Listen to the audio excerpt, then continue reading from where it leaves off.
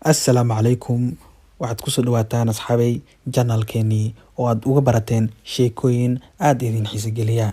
Sheekadeenna maanta waxaan ku soo qaadanaynaa laba gabdho oo saaxiibo ahaa, welibana guryo isu dhow ku noolaa. Labadan gabdhood waxaa lagu kala magacaabi jiray Vivian iyo Rosie. Vivian waxay ahayd gabar daacad ah, mar walbana waa ay shaqaysan jirtay oo waxay ahayd gabar howlkar ah, halka gabadha kale ee Rosie ay ahayd gabar caajis badan, welibana lacagteeda mar walba ku cayaarta. Ugu dambeyntii fikrad ay la timid gabadhii Rosie ahayd oo waxay tiri maan magaalada aadno oo aan soo shaqaysano, waxaan ka soo helaynaa lacag aad u fara badan, welibana waan keedsanaynaa, maalmo badanna ma shaqaynayno. Kadibna gabadhii Vivian ahayd ayaa waxay ku tiri waa fikrad fiican, laakiin waxaa iga ballan qaadaa inaad si fiican aad u shaqayn doontid, welibana lacagta aad soo heshid aad keensan doontid, aadan iska isticmaali doonin oo aadan ku cayaari doonin. Yacni waxay tiri waa kaa ballan qaadayaa, lacagta si fiican ayaan usoo shaqaysanaynaa, welibana si qurux badan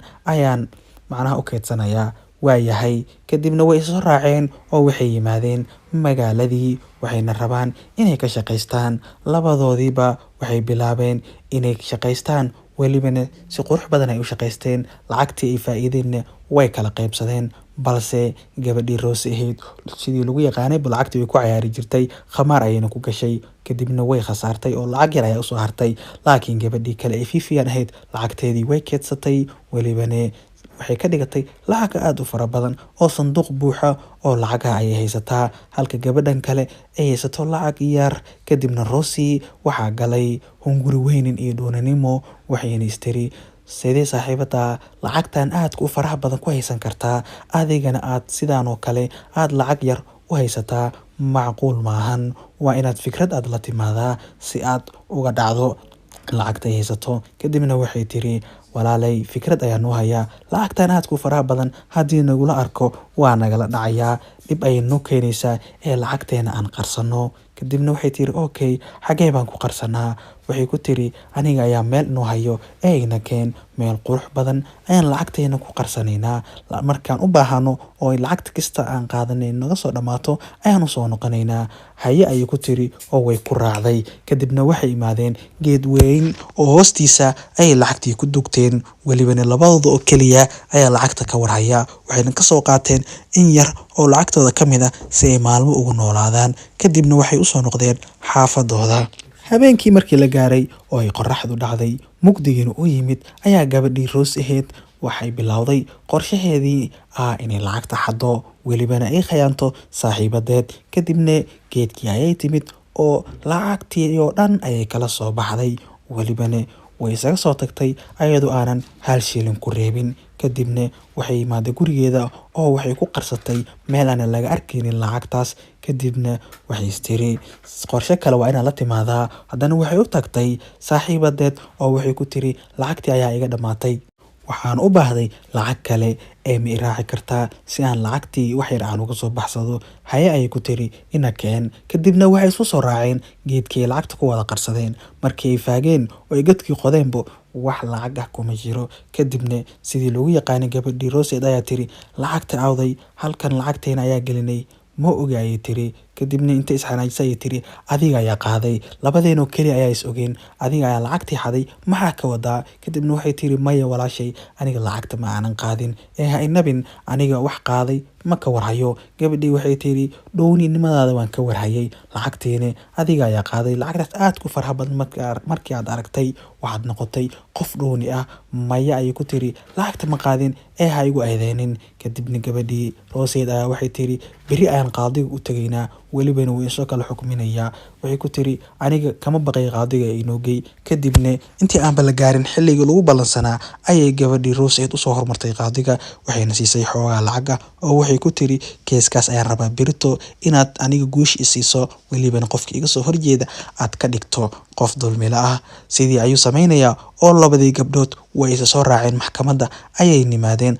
Intaa kadib qof walba waxa uu sheegtay dacwadiisa oo waxa uu leeyihiin aniga lacagta ma xadin iyo ayada xaday ama ayada xaday. Kadibna qaadiga ayaa yiri waxaan u tagaynaa geedka, welibana isaga ayaa hadlayo oo marqaati noqonayo. Geedka ayaa idin arkayay marka aad lacagta meesha gelinayseen, welibana qofkii xaday geedka waa uu arkayay.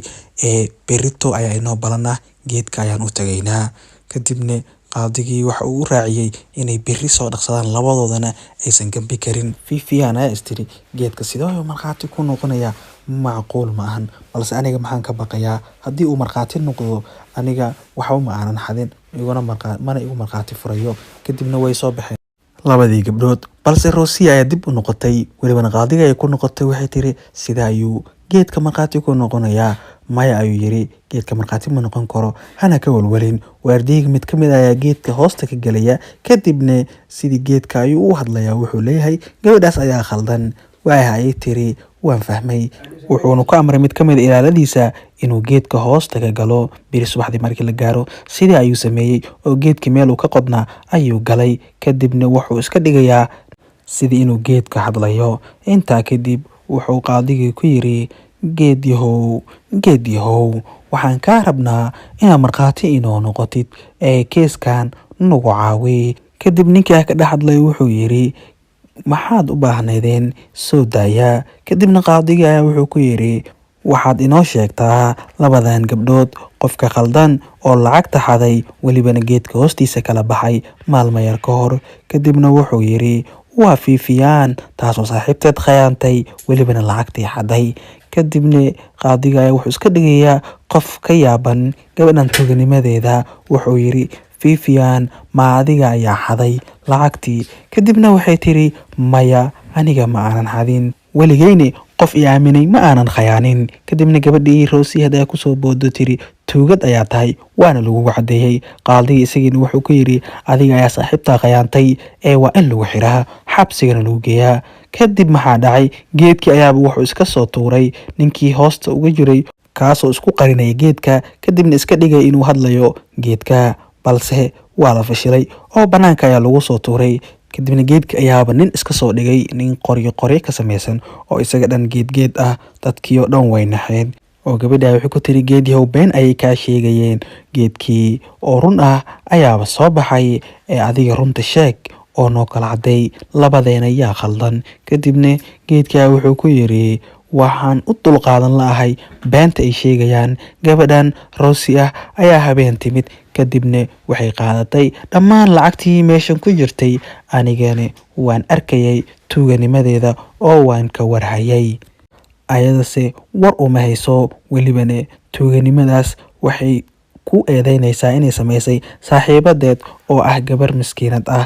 Adigana waad ku caawisay, qaadi haddaad tahay umana qalantid booska aad taagan tahay oo waxaad noqotay tuug, dadka ayaadna khayaantaa, welibana laaluush ayaa qaadataa, mana u qalantid inaad booskan aad sii joogto. Kadibna wuxuu yiri iga raali ahawgeedu waan kuugu been abuurtay. Gabadhii kalena way soo carartay, saaxiibadeed ay u timid lacagtii aniga ayaa xaday, iska kay cafi. Dhuuni ayaa noqday, saaxiibaday soo ma tihid, waan ku baryaa iska kay cafi. Maya ayay tiri mana ku cafinayo, waanu ku habaarayaa, welibana adiga iyo qaadiga iyo dhammaan intii ka qayb qaadatay in la igu been abuurto. Geedkiina wuxuu yiri aniga xitir waad inabteen, marqaati been ahne waad iga dhigan rabteen, balse waad fashilanteen.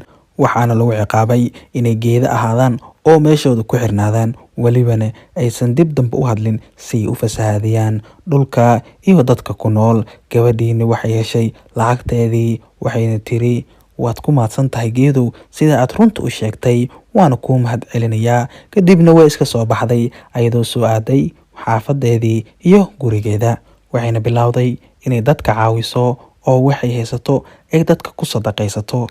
waad ku mahadsan tahay haddii aad ilaa halkan aad inala soo gaartay. waxaanu ku xasuusinayaa inaad like inoo saarto videogan, welibana aad subscribe dhahto janalka si aad u hesho sheekooyin ku xiiso geliya aadna u qurux badan, si wanaagsanna loo soo habeeyay. haddii aan usoo noqono sheekadan iyo waxay ku saabsan tahay, sheekadan ayaa waxay ku saabsan tahay mar walba qofka daacadda ah ayaa guuleysanaya, qofka tuuga ahne ugu dambeyntii waa la qabanayaa. sida runta ah geedaha ma noqdaan sidii bini'aadanka oo kale, mana hadlaan, balse sheekadan waxay ku matalayaan haddii ay hadli lahaayeen geedaha waxyaabo badan ayay fashili lahaayeen, dad badan oo dulmiilayaal ahne way soo qaban lahaayeen. dhinaca kale geeduhu manaafacaad badan ay inoo leeyihiin haddii aynu nahay bani aadamka, oo waxaa ka mid ah hooska ayaan ka helnaa, welibane way qurux badan yihiin oo indhaha ay u roon yihiin. ogowne geedaha inay tasbiixsadaan oo ilaahay subxaanahu wa tacaala ay caabudaan, oo ilaahay ma usan abuurin shay ilaa ilaahay ayuu u tasbiixsadaa. marka asxaabi sidaas ula socda. su-aasheena maantana waxay noqonaysaa xayawaan laga abuuray geed. macnaha geed ayuu ahaa markii hore, markii dambena ilaahay wuxuu u bedelay xayawaan nool. xayawaankaas ayaad sheegaysaa, welibana waxaa isticmaali jiray nebi ka mid ah nebiyada ilaahay subxaanahu wa tacaala, oo isagoo iska haystaa welibana geed ahaan u isticmaalaya ama ul ahaan ayaa markii dambe ilaahay xayawaan ka dhigay.